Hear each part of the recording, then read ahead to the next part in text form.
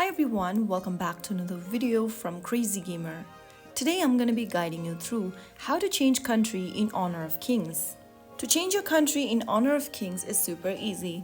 First, launch open the Honor of Kings application on your mobile device, and once you are in this main screen, tap on your profile avatar at the top left corner. This will open up your profile section, from where you'll need to tap on the settings button at the top right. Now click on Info.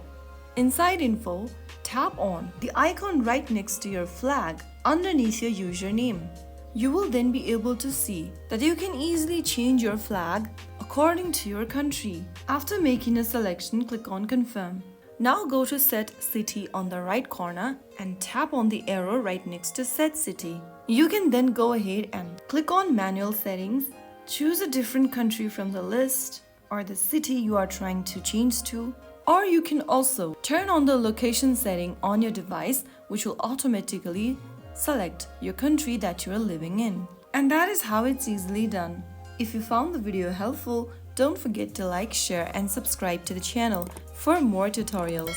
I'll be back in the next video. Thanks for watching.